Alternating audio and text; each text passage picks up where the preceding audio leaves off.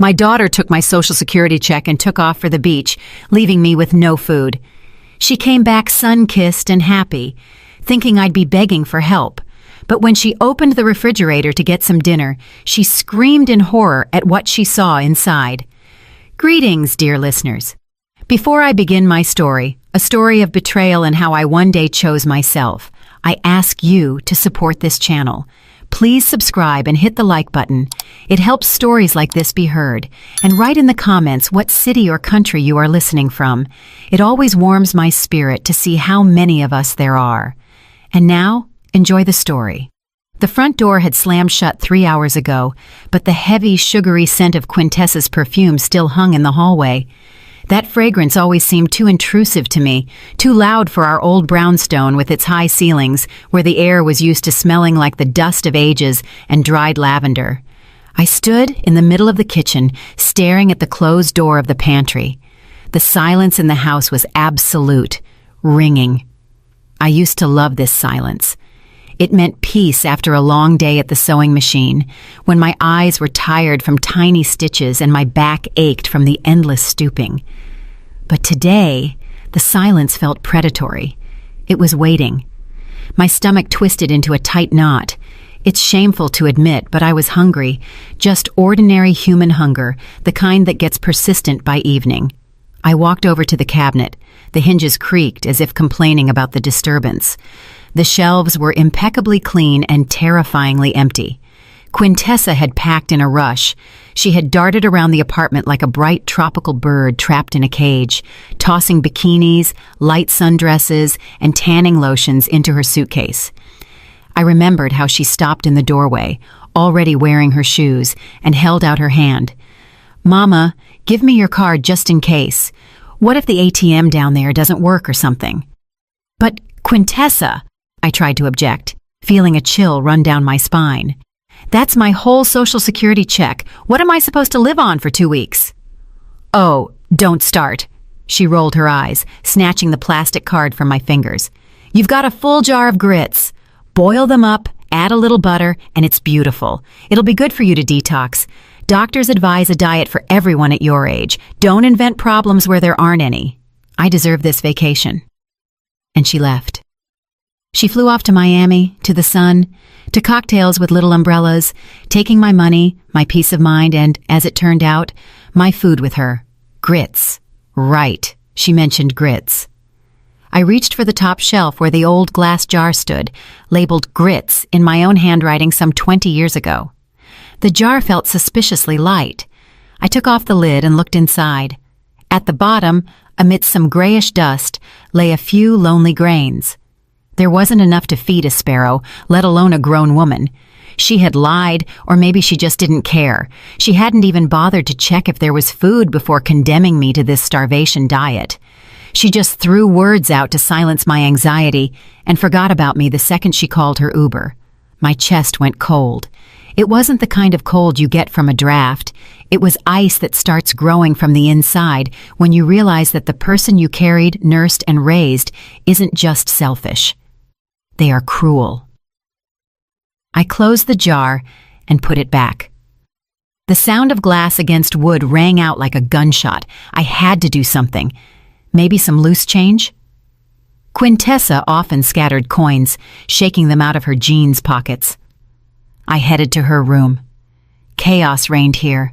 Clothes were strewn on chairs, open tubes of lipstick on the vanity, crumpled receipts on the floor. I started methodically searching the surfaces. Under a stack of glossy magazines, nothing. In the jewelry dish, empty. My gaze fell on a crumpled piece of paper, carelessly thrown at the trash bin, but missing the mark.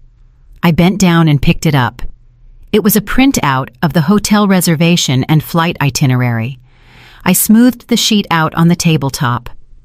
The letters danced before my eyes, but I saw the total figure immediately. It was bold, black, and merciless. The amount my daughter had spent on 2 weeks of beach relaxation was exactly equal to 3 months of my benefits. 3. I stood in the semi-darkness of her room, and it felt like the walls were closing in. For years, I had darned my old stockings. I had turned coats inside out to remake them, coats I'd been wearing since before the turn of the century. I denied myself an extra peach to buy her the best shoes for school, then for college, then just because, Mama, this is what's in style now. I walked out of her room, pulling the door firmly shut behind me, as if cutting myself off from that smell of carelessness and betrayal. The living room met me with silent grandeur. I walked in. Here, in the light of the street lamps filtering through the heavy velvet curtains, stood them, my treasures, my jailers, the antique oak buffet, carved and heavy as a tombstone. Inside, behind the glass, the crystal and fine Haviland Limoges porcelain gleamed dully. A service for 12, which we had eaten from maybe twice in our lives. This is for Quintessa's wedding, I used to tell myself. The wedding never happened, but the china waited. On the dresser stood a silver tea service that had come down to me from my grandmother. Next to it, a jewelry box with pieces I never wore because where would an old woman like me go in this? Let it stay for the grandchildren. In the hall closet hung fur coats, smelling of mothballs, which Quintessa contemptuously called dust collectors, but which were worth a fortune. I looked around my living room. This wasn't a home, it was a museum. The Quintessa Johnson Museum. And I wasn't the mistress of the house. I was the unpaid curator. A curator who shuffles around in worn-out slippers, wipes dust off the exhibits, and starves to death so that one day a visitor can come and take everything without even saying thank you. My stomach growled treacherously again, but now something else was mixed with the sound. Anger? No, anger is a hot feeling. This was clarity. Icy, crystal clear clarity. I walked over to the coffee table where a stack of old newspapers lay. Quintessa always scolded me for not throwing them out. Junk, trash, she would snort. But I knew that in the classified section, there was something I needed. I had seen the ad a week ago, circled it in pencil, just because, out of habit, never admitting the thought that I might need it. I sorted through the papers. There it was, the City Chronicle, the page with private ads. The red pencil circle was barely visible in the dim light, but I knew what it said. Mr. Alistair Sterling. I buy antiques, porcelain, silver, rarities, honest appraisal, house calls. I looked at the telephone. Old, rotary, reliable. Grits, you say? I whispered into the void. I picked up the receiver. The dial tone was long and steady. I started turning the dial, entering the number, digit after digit. Every turn of the dial took effort, as if I were cracking a safe where my own life had been locked away. It started ringing. 1, 2, 3. Hello? A male voice answered, slightly raspy, but polite. Listening. I took a deep breath of air that smelled like the dust of my museum. Good evening. My voice sounded unexpectedly firm, even to myself. Is this Mr. Sterling? My name is Eulalie. Do you buy sterling silver flatware? I do. Professional interest appeared in his voice. What period are we talking about? I looked at the empty velvet case where the spoon should have been, then shifted my gaze to the buffet. Yes, early 20th century, I said. I want to sell it. Tomorrow.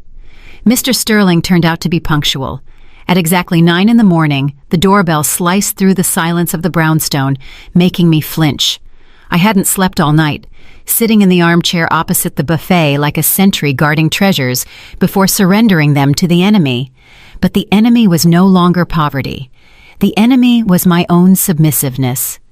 I opened the door. On the threshold stood a man of about 60 in a neat gray overcoat and wire-rimmed glasses.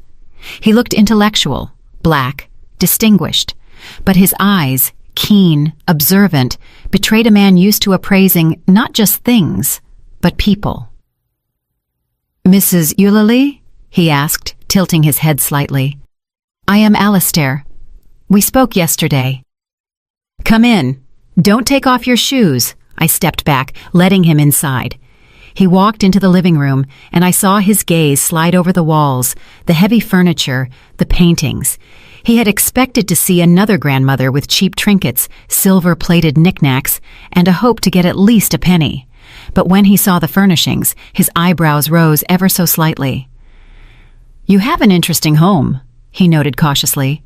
"This isn't a home," I replied dryly. "It's a storage facility."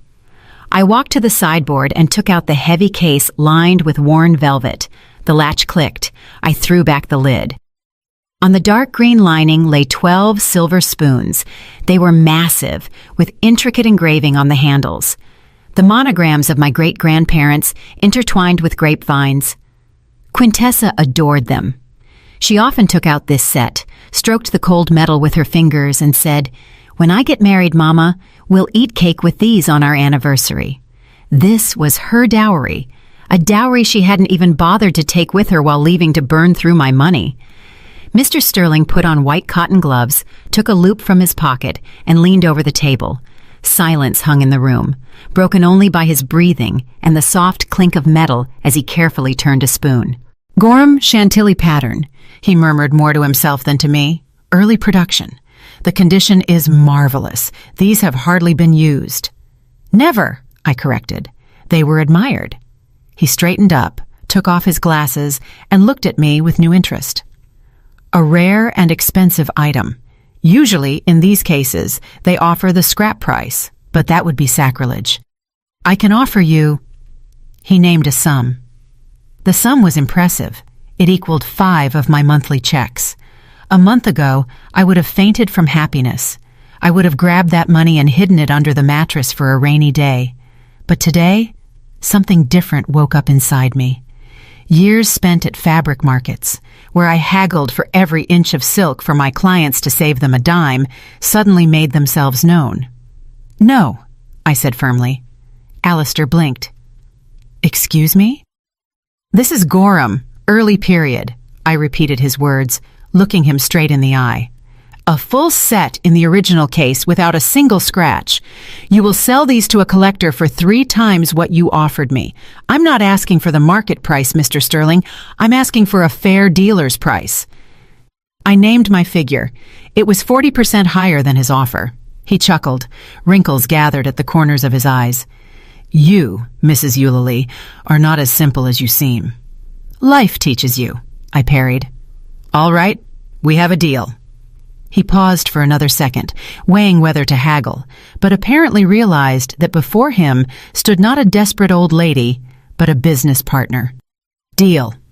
10 minutes later he left, taking the case with him, and I remained standing in the middle of the room, clutching a thick stack of bills in my hand. My heart was pounding somewhere in my throat.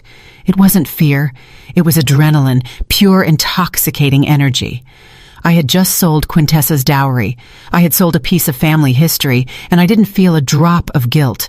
I felt the weight that had pressed on my shoulders for years become just a little lighter. I didn't hide the money. I put it in my purse, put on my best coat, beige cashmere, kept for special occasions, and walked out of the house. My legs carried me on their own, but not to the usual discount supermarket with yellow price tags and wilted cabbage. I was walking downtown, to the Epicurean market. I hadn't been there in 15 years. The prices there bit so hard, it was scary to even look at the windows. But today, I wasn't planning to look. The heavy doors swung open before me, and I was washed over by the smell of fresh baking, coffee, and expensive spices. I walked past the shelves like a queen returning from exile. I didn't look at potatoes. I didn't look for discounts on pasta. I went to the deli counter. "Weigh me out 1/2 pound of prosciutto di Parma, please," I told the clerk, "and some of that Virginia ham." Then came the cheese section. I took a wedge of aged Parmesan and a soft brie with truffles. I grabbed a jar of almonds stuffed olives. I bought a fresh baguette, still warm, crusty, and then I saw them. Peaches. Huge, velvety, filled with sunshine, lying on a woven tray. Out of season, of course, imported. They cost as much as an airplane wing. 2, I said, the most beautiful ones. And finally, the seafood section. Cold smoked salmon, thin slices, translucent in the light, the color of sunset. I walked out of the market with 2 paper bags. They weren't heavy, but they held more life than all my stocks of grits over the last 10 years. At home, I didn't eat in the kitchen on the oilcloth tablecloth. I went into the living room. I took a snow-white tablecloth with handmade lace out of the sideboard. Quintessa forbade me to use it. "You'll stain it, Mama. That's for guests." "Today, I am the guest," I said aloud to the empty room. I spread the tablecloth, took out the best plate from that very service. Thin porcelain with a gold rim. I laid out a silver fork. I still had forks. Knives and dessert spoons were also plentiful. I had only sold the teaspoons. I laid out my purchases. I rolled the slices of ham into rosettes, cut the cheese into cubes. Olives, salmon, warm bread that I broke with my hands, crumbling right onto the tablecloth, and the peach. I bit into it, and sweet juice splashed onto my lips. The taste was incredible. It wasn't just the taste of food, it was the taste of freedom. The taste of the fact that I exist, that I am important, that my body, my stomach, my desires matter. I ate slowly, savoring every bite, washing it all down with black tea from a ceremonial cup. I looked at the blank wall where the calendar hung and realized all these years I had been saving things for a future that might never come. I lived in expectation that someone would appreciate my sacrifice, but sacrifices aren't appreciated. They are used. When I finished, only crumbs remained on the plate. I felt a fullness I hadn't experienced in a very long time, a calm, dignified fullness. I stood up and walked to the sideboard. The place where the spoon case had stood gaped with emptiness. The dust there was slightly lighter, outlining a rectangle. I reached into my coat pocket and pulled out the long receipt from the gourmet market. I carefully smoothed it out and placed it right in the center of that light rectangle, in place of the family silver. On the receipt, amidst the list of delicacies, the word "total" was printed in large letters. I smiled at my reflection in the glass of the sideboard. "Dinner," I whispered. "It was just dinner." The week flew by like one long sunny day. I woke up not to an alarm clock to run to the cheap store for discounts, but when the sun touched my pillow. I had croissants with butter for breakfast, not empty oatmeal. And so, as I sat in the armchair with a glass of rich red wine, a Cabernet from 2015, advised by the sommelier at the wine boutique, the phone rang. The ring was harsh, demanding. I knew who it was without even picking up. Only Quintessa knew how to call, as if the telephone should apologize for not ringing sooner. "Hello!" I brought the receiver to my ear, not setting down my glass. "Mama!"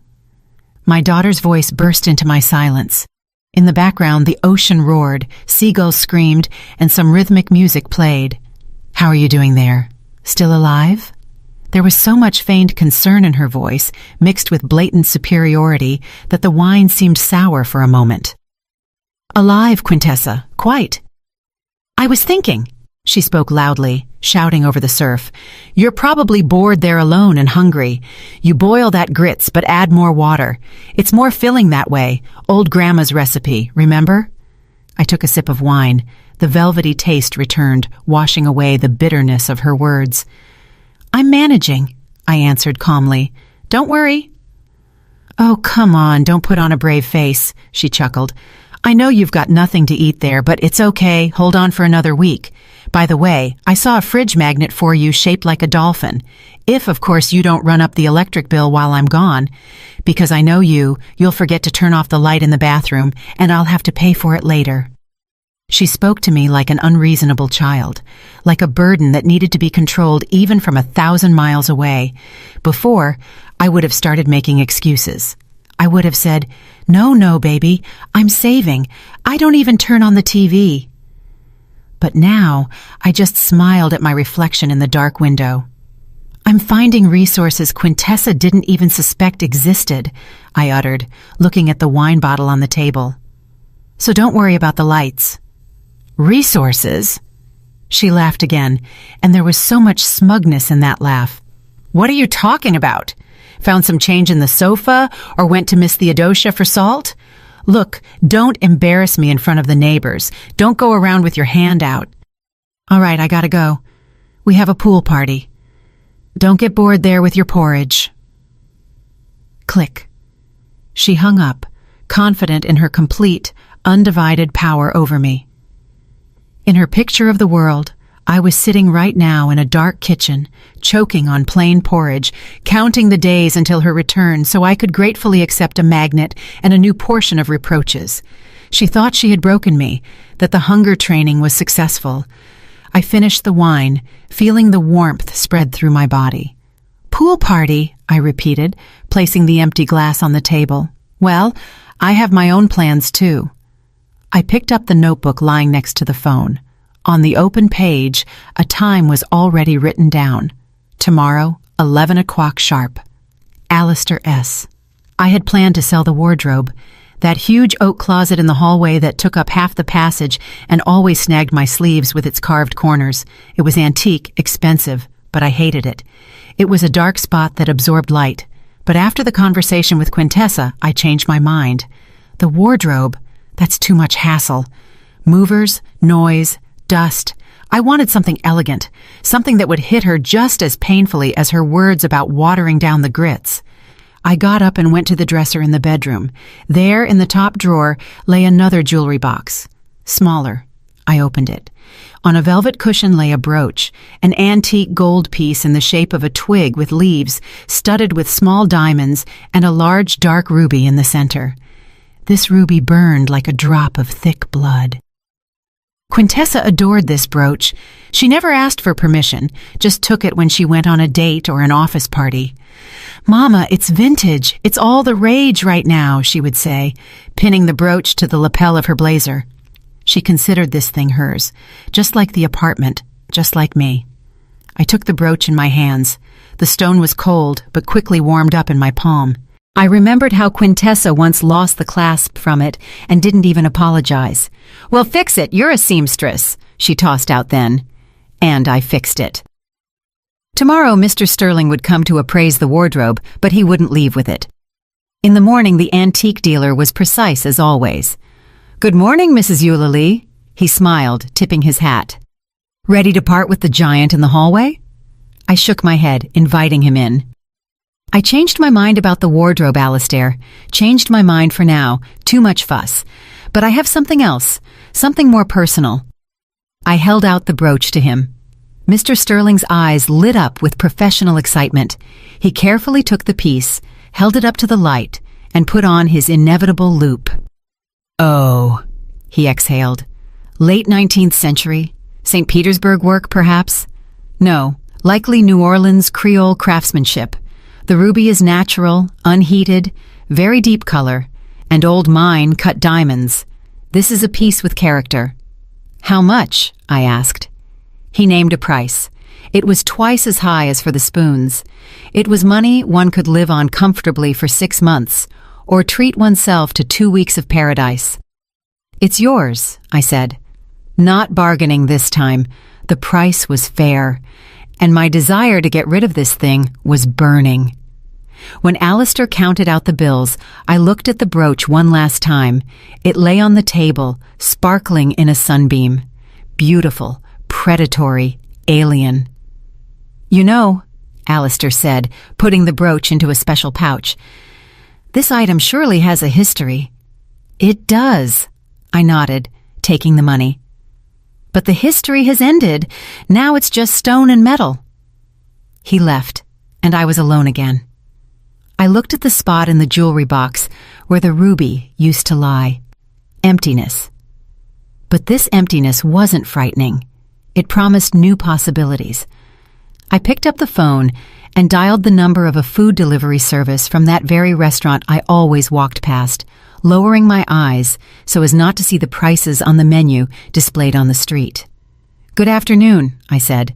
"I want to place an order. Yes, delivery. Write this down. Crab and avocado salad, veal medallions with mushroom sauce, and—" I thought for a second, remembering Quintessa's words about water in the grits. "And a bottle of champagne, the coldest you have." I hung up and felt a spring uncoil inside me. Quintessa would be back in a week. She would look for her favorite vintage brooch to show off her tan and new jewelry to her girlfriends. Let her look.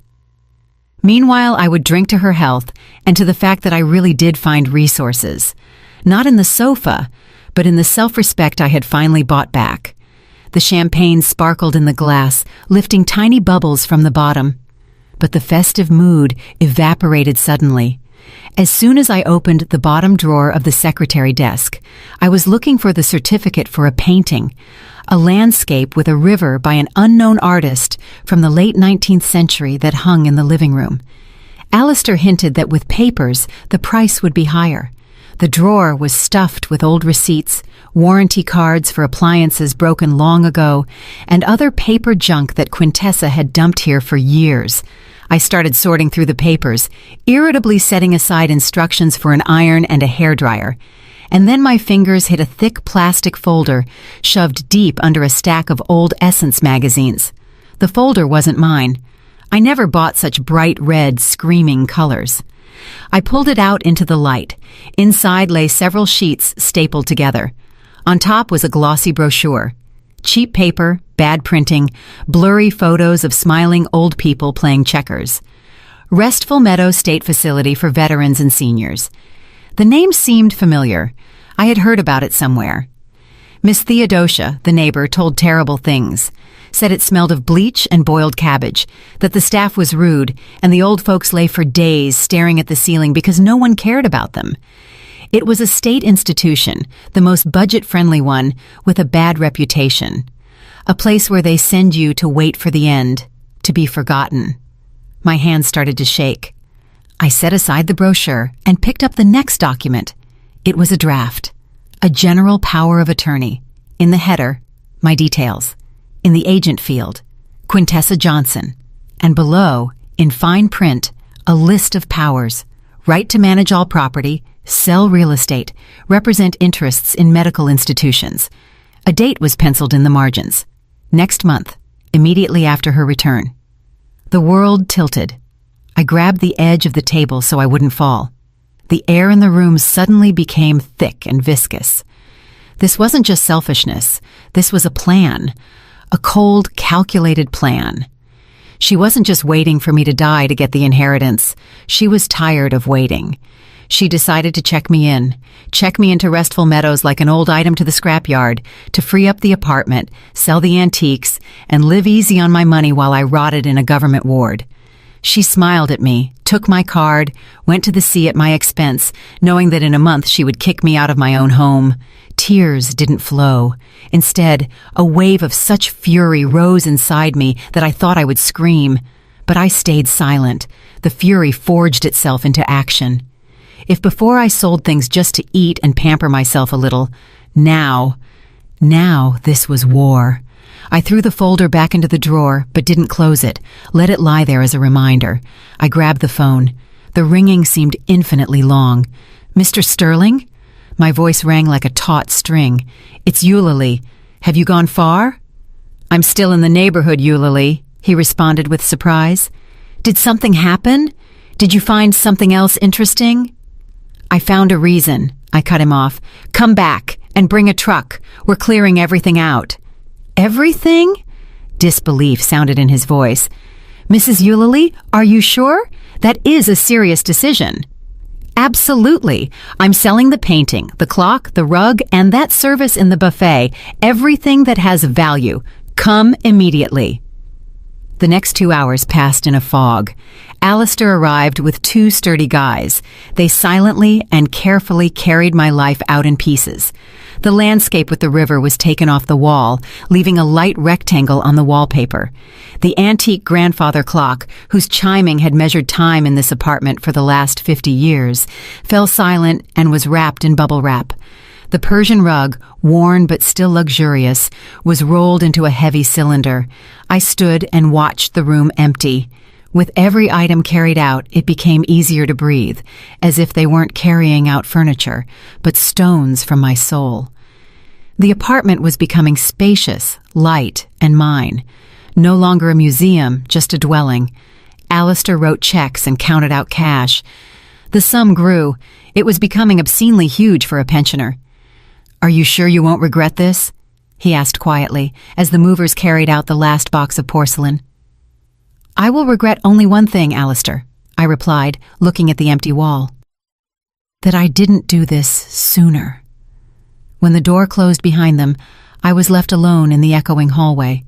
In my hands was a bag stuffed with money, a real fortune. I didn't delay. First, I called a cleaning company. I need a deep clean, washing windows, walls, floors, everything completely, so that not a speck of dust remains, so it smells of freshness, not old age. Can a crew come today? I'll pay double. The dispatcher on the other end choked, but quickly agreed. Then I opened the website of an elite gourmet boutique, the kind that delivers groceries to stars and moguls. I scrolled through the catalog without looking at the prices. Black caviar, beluga, jars of 4 ounces, 8 ounces, add to cart. Truffles, white seasonal, add to cart. Foie gras, whole duck liver, add to cart. Vintage champagne, Dom Perignon. Exotic fruits, dragon fruit, mangosteen, papaya. Add to cart.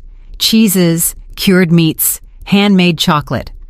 I clicked and clicked until the order total exceeded the cost of my annual maintenance at that Restful Meadows nursing home. Delivery today, I told the operator, confirming the order, as soon as possible. By evening, the apartment shone. The windows were crystal clear, letting in the setting sun which now flooded the empty living room with golden light. It smelled of expensive cleaning products and lilies. I ordered a huge bouquet just because for beauty. The courier rang the doorbell. He wasn't alone. There were 2 of them, struggling to carry huge thermal boxes. We went into the kitchen. The refrigerator, an old reliable Kelvinator that hummed like a tractor, stood in the corner. I threw open its door. Inside was empty and clean. Only a lonely bulb illuminated the white shelves. Load it up, I commanded. The couriers exchanged glances but started working. Blue tin jars of caviar stood in neat rows on the top shelf. Next to them lay blocks of golden butter and packages of truffles. The middle shelf filled with cheeses and meat delicacies. In the vegetable drawer, instead of the usual carrots and beets, bright alien fruits now showed off. Bottles of champagne lay on their sides, taking up the special rack. The fridge was filling up. It was becoming heavy, dense, saturated. The shelves sagged barely noticeably under the weight of luxury. There was enough food here for a company of soldiers, if those soldiers ate exclusively delicacies. Anything else? The courier asked, wiping sweat from his forehead. Yes, I said. Try to squeeze that box of Belgian chocolates onto the door. When they finished, the fridge was packed to the gills. There wasn't room for even a matchbox. This wasn't a refrigerator. It was Alibaba's cave, only edible. I paid, gave a generous tip, and closed the door behind them. I walked to the fridge, grabbed the handle, opened it. The light of the bulb reflected in the gold foil of the champagne and the glossy sides of the caviar jars. The cold air smelled not of soup and medicine, but of wealth. I stood and looked at this abundance. This was my answer, my shield, my sword. Quintessa wanted to send me to the scrap heap to get an inheritance? Well, the inheritance is now here, in this fridge, chilled and ready for consumption, but not by her. I closed the door. The click of the latch sounded like a verdict. The wait wasn't long. 2 weeks of silence ended exactly at noon, when a key scratched in the lock. I was sitting in the kitchen with my back to the hallway, drinking tea or coffee. No, tea. Real Darjeeling, tart and fragrant. The cup in my hands was thin, almost transparent. I didn't flinch. I waited. The door swung open with a crash, hitting the wall. The noise of the street, the smell of airplane fuel and hot asphalt burst into the apartment. "Mama, I'm home." Quintessa's voice boomed like a victor's fanfare. "I hope you've humbled yourself enough to apologize for your behavior before I left. I'm tired from the trip and don't want to listen to your whining." The sound of heavy suitcase wheels dragging across the parquet floor followed. She entered, expecting the usual semi-darkness, the smell of medicine, and my hunched figure rushing to meet her with slippers in hand. She expected to see her victim, broken, hungry, and guilty. But instead, she was met by a smell. Not of mustiness, but of fresh lilies, a huge bouquet of which stood in a vase on the floor, and the subtle trail of my new perfume, sandalwood and jasmine. Quintessa froze on the threshold. I heard her sniffing the air, trying to understand what was happening. "What is that smell?" she asked suspiciously. "Did you spill air freshener or something?" She took a step forward and suddenly stopped. The sound of her heels was too echoing. "Wait." A note of confusion slipped into her voice. "Why is it so spacious in here?" She looked around. Her gaze slid over the floor where the heavy Persian rug, which always collected dust, was no longer. She looked at the corner where grandfather's floor clock used to stand, its ticking driving her crazy in childhood. Now it was empty there, just a clean, light wall. "Mama," she called out, quieter now, but immediately shook her head, driving away the strange feeling of wrongness. "Okay, we'll figure out later where you shoved everything again. I'm hungry as a wolf. They fed us some garbage on the plane." She dropped her purse right on the floor and marched decisively toward the kitchen. I didn't even turn around. I just took another sip of tea and placed the cup on the saucer. Clink. The sound was quiet, but distinct. Quintessa walked into the kitchen. She was tanned to redness. Her nose was peeling. She was wearing a bright sundress with a floral print that looked alien in this strict, clean kitchen. "So, what do we have?" she asked aggressively, not really greeting me. "I bet you didn't cook anything except your porridge. I could eat a sandwich right now, even with butter, if yours hasn't gone rancid." She walked past me like I was furniture. I sat straight, squaring my shoulders in a new silk robe of emerald color. But she didn't notice the robe or my calmness. She was led by hunger and the habit of commanding. She walked up to the refrigerator. Her hand with chipped nail polish reached for the handle. She had already taken a breath to start a tirade about what a bad hostess I was, how tired she was of carrying everything on her shoulders, and how empty our fridge was. "Open it," I said quietly. Quintessa didn't hear or didn't pay attention. She yanked the door toward herself with such force, as if she wanted to rip it off. The door flew open, the light flared up, and Quintessa screamed. It wasn't a cry of pain. It was a yelp of pure animal terror and misunderstanding. She recoiled as if she saw the head of Medusa, the Gorgon, inside. Before her, tightly packed from bottom to top, lay her inheritance. At eye level towered neat stacks of blue tin jars. Black caviar, beluga, the most expensive, the rarest. There were many of them, dozens of jars shining under the electric light. Lower down, on the shelf where cabbage usually rotted, lay misted bottles of Dom Perignon. Labels with vintage years looked at her with silent reproach. Wheels of blue cheese wrapped in craft paper. Truffles looking like precious stones in special glass flasks. Bright pink sides of dragon fruit, yellow mangoes, purple mangosteens. A riot of colors this kitchen had never seen. On the door, instead of ketchup and mayonnaise, crowded boxes of Belgian chocolates and jars of foie gras. The fridge was bursting. It groaned with abundance. It was a feast during a plague. But the plague was the poverty I had banished. Quintessa stood with her hands pressed to her mouth. Her eyes were wide open, shock splashing in them. She shifted her gaze from the caviar to the champagne, from the champagne to the truffles. Her brain refused to process the information. A poor pensioner who was supposed to be boiling grits in water could not have the refrigerator of an Arab sheikh. "What?" she squeezed out. Her voice broke into a squeal. "What is this?" She reached out a trembling hand and touched a cold jar of caviar, as if checking if it was real. The jar was real, icy, heavy. Quintessa turned to me. Her face went pale. The tan began to look like a dirty stain. "Mama, where from?" I slowly turned my head and looked at her. There was no fear in my eyes, no love, only calm. "I was hungry, Quintessa," I said simply. "And you took my card." "I had to improvise." Quintessa snatched a jar of caviar from the shelf, gripping it as if it were a grenade. Metal clinked against her rings. "What does this mean?" she shrieked, poking the jar in my direction. "Where did you get the money for this? This is a fortune. Did you steal? Did you get a loan? Do you realize how much interest they'll charge?" She didn't wait for an answer. She darted around the kitchen. Her eyes darted feverishly. Suddenly she froze, and her gaze darted to the hallway, toward the living room. It finally started to dawn on her what she had missed in the first minutes: the emptiness.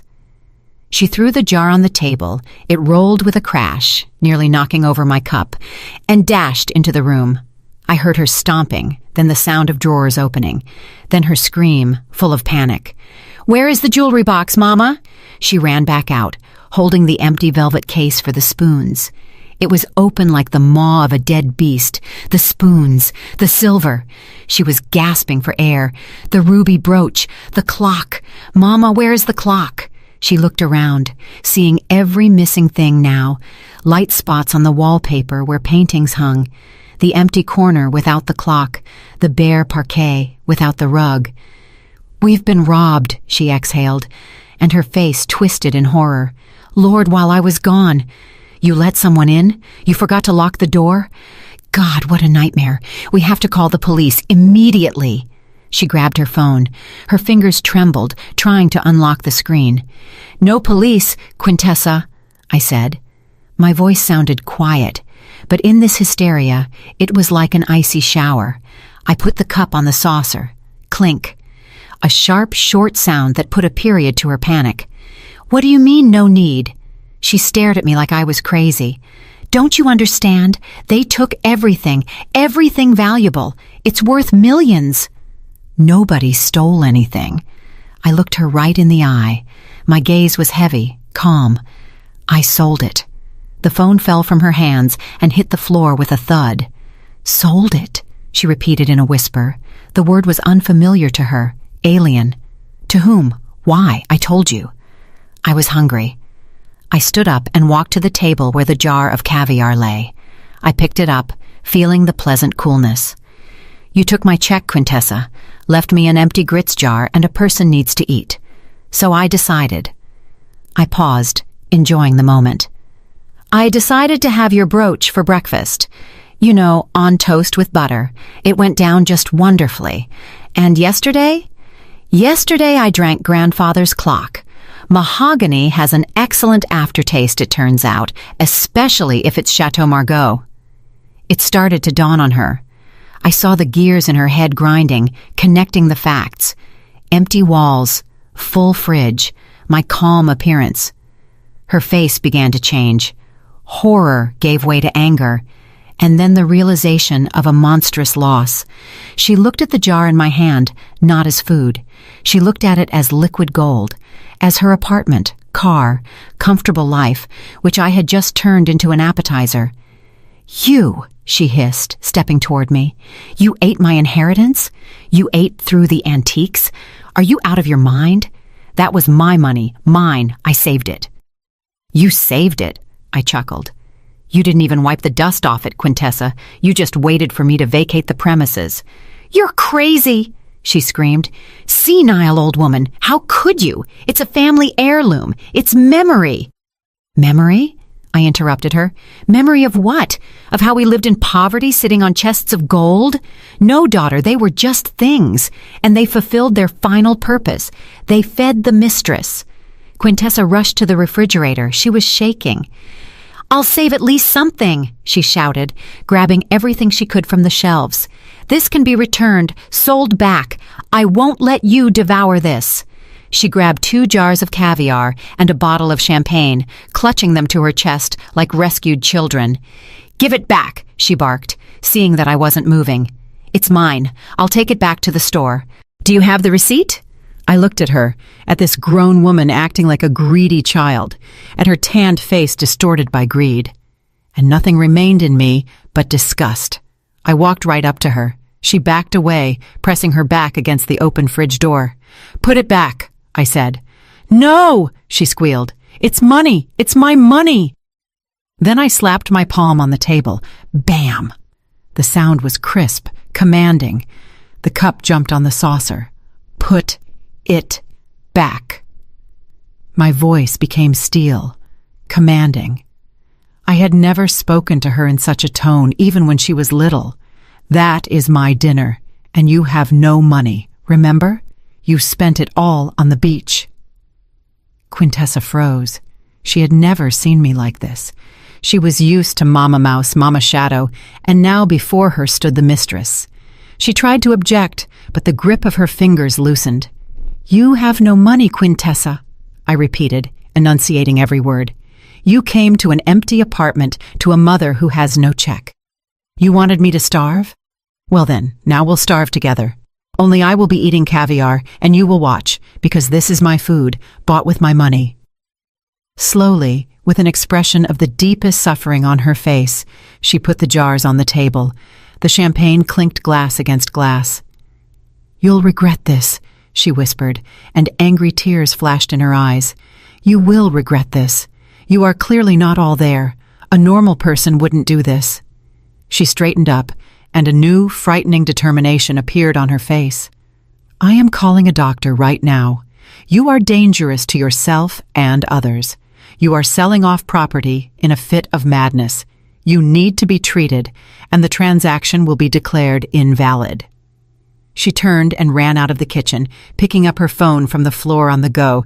"Hello, 911? I need an ambulance. Psychiatric help, urgent. My mother is having an acute psychotic episode."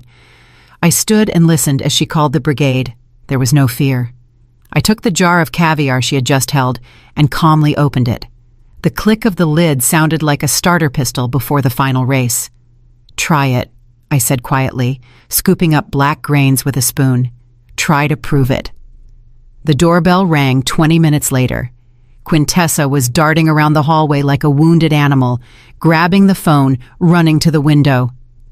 "Finally!" She exhaled and rushed to open it. "Come in quickly. She's in the kitchen. She is completely inadequate." But on the threshold stood not orderlies in white coats. Standing there was Miss Theodosia, our upstairs neighbor in her invariable floral housecoat, and looming behind her back was Alistair Sterling. He had come to pick up the last box of books we had agreed upon this morning. "Quintessa?" Miss Theodosia blinked in surprise, looking at the disheveled daughter. "What's all the screaming? I thought there was a fire, and this gentleman rang too." "Miss Theodosia, you're a witness." Quintessa grabbed the neighbor by the arm and dragged her into the apartment.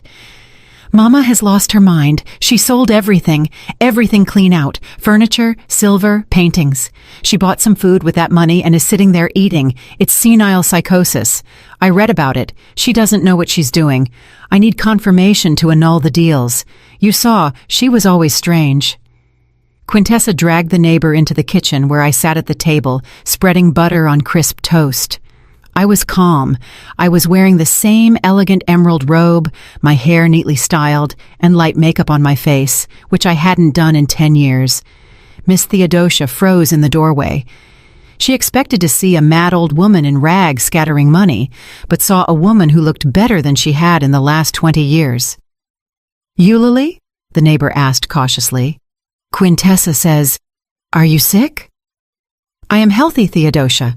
I smiled at her and gestured for her to enter.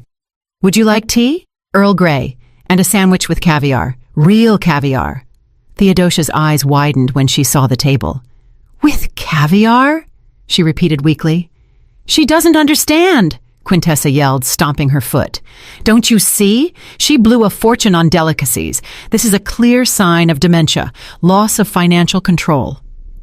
At that moment, Mr. Sterling entered the kitchen. He coughed delicately. "Pardon me, ladies, the door was open." Quintessa pounced on him like a hawk. "And you? You're a scammer. You took advantage of the helpless state of an elderly person. I will sue you. You will return all the things. My mother is incompetent." Mr. Sterling didn't even wince. He calmly placed his briefcase on a chair, took out his glasses, and put them on. "Incompetent?" he repeated softly. "Allow me to disagree. I have been in the antique business for 40 years. I have seen many sellers, and I can assure you your mother is one of the most astute and tough negotiators I have met." He pulled a folder of documents from his briefcase. "Here are the bills of sale for every item, signed by Mrs. Eulalie personally, And note, attached to every contract is a certificate from a notary attesting that the seller is of sound mind and memory. We arranged this specifically, foreseeing such family scenes. Quintessa snatched the papers, her eyes racing across the lines, seals, signatures, notary stamps. Everything was clean, legally flawless. But she gasped, "But she's eating the money. That's not normal." "And what is normal, Quintessa?" suddenly piped up Miss Theodosia. She was already sitting at the table and taking a bite of a $50 sandwich with appetite. "Eulalie saved on you her whole life, wore the same coat for 10 years. And you? Did you ever buy her a chocolate bar? And now, so she sold her own things to eat like a human being, and suddenly she's crazy? You don't understand." Quintessa was on the verge of hysteria. Her plan was collapsing. Her arguments were crumbling to dust. "That was my inheritance. She didn't have the right." "She did," cut in Mr. Sterling, taking the folder back from her. "It is her property, and she disposed of it as she saw fit." Silence hung in the kitchen. Quintessa stood in the middle of the room, red, sweaty, humiliated. Everyone was looking at her, me with icy calm, Alistair with professional indifference, Theodosia judgingly chewing a sandwich. Quintessa realized she had lost the battle for the diagnosis. Calling doctors was pointless, the police even more so. "Fine," she hissed, narrowing her eyes. "Fine. You won this round, Mama. Ate everything, good for you. But we still have to live. And when you run out of your delicacies, who will hand you a glass of water? Me? Don't count on it. I won't forgive you for this. I live here and I will turn your life into hell. You'll regret not dying of hunger." She turned to leave, to slam the door. She thought she had one last trump card left. Her presence, her youth, her ability to bully me in my own home. "Stop," I said. I didn't raise my voice, but there was something in it that made her stop. I slowly pulled out the table drawer, the very one where I had moved the finds from her room. "You are so worried about my future, Quintessa, about who will hand me a glass of water, about where I will live when I get really old." I took out the red brochure, Restful Meadows State Facility, and the draft of the power of attorney. Quintessa paled so abruptly it was as if all the blood had been drained from her. She recognized these papers. "Where from?" she whispered. "I was looking for change," I said, standing up. "Remember, you told me to look for loose change. I found this." I threw the brochure on the table. It slid across the smooth surface and stopped right in front of her. Smiling old people looked at her from cheap, glossy paper. "You plan to check me in there in a month?" I said. It wasn't a question, it was a statement of fact. "You wanted to sell the brownstone, take the money, and send me to die in a government ward smelling of bleach." Miss Theodosia gasped, covering her mouth with her hand. Mr. Sterling frowned, looking at Quintessa with open disgust. "Mama, that's not what you think," Quintessa began to babble, retreating toward the door. "It's just in case. It's a good sanatorium." "Shut up," I interrupted her. "I know what kind of place that is, and I know what a power of attorney is." I walked right up to her. "You were so worried about housing for the elderly." I took the brochure and put it into her limp hand. "Take it. Keep it for yourself. It will come in handy when you get old." "What?" She blinked uncomprehendingly. "Because you won't live here anymore," I said quietly and firmly. "Get out." "You can't kick me out," she screeched, finding her voice. "I'm registered here. This is my home." "This is my apartment," I said, "and I changed the locks this morning. Your keys don't work anymore. And your things?" I nodded at the suitcase that still stood in the hallway. "Your things are already packed. You didn't even unpack." "I'll call the police. I'll sue." "Sue?" I shrugged. "But while the court is dealing with it, you have nowhere to live. And if you try to break down the door, Mr. Sterling is a witness that you threaten me with physical harm. And Theodosia, too." I looked at the neighbor. She nodded decisively, setting aside the unfinished sandwich. "I'll confirm it, Eulalie. And I'll tell the beat cop she wanted to dump you in the poorhouse." Quintessa looked at the three of us. at the united wall against which her greed had smashed. She realized this was the end. She grabbed her suitcase. "Damn you all!" she shouted, breaking into a squeal. "Choke on your caviar, I hope you die alone." She flew out of the apartment. The door slammed. Silence fell. Mr. Sterling coughed delicately. "I should probably go, Mrs. Eulalie, I will pick up the books tomorrow if you permit. Today it seems you need to rest." "Thank you, Alistair." I nodded. "Come tomorrow." When he left, and Miss Theodosia, still gasping and lamenting, went to her place, finishing the sandwich on the go, I was left alone. I walked to the door and locked the deadbolt. Click, click. I leaned my forehead against the cool metal of the door. My heart beat steadily. My hands didn't tremble. I returned to the kitchen, picked up the jar of caviar Quintessa had tried to save. It was warm from her hands. I put it back in the fridge on the shelf next to the champagne. "Cold is tastier," I said aloud. Ahead was the evening, and a whole life, my life. 2 weeks passed, and the air in the apartment changed. It stopped being stale, infused with fear and the dust of the past. Now a draft walked here, light, fresh, smelling of autumn and change. I stepped out onto the balcony, pushing the door with my hip. In my hands was a tray with a steaming cup of coffee and a sandwich on a crispy baguette with a thick layer of cream cheese and slices of red fish. On my shoulders lay a new wool shawl, soft terracotta color, warm as an embrace I had missed so much. I bought it with money from the sale of an old fur coat, the very Persian lamb one I had saved for 20 years and which turned out to be eaten by moths. Funny to think, moths ate my coat and I ate empty porridge to save the coat for the moths. The circle closed and I broke it. I sat in the wicker chair. Quintessa was gone. She disappeared from my life like a bad dream, leaving behind only silence.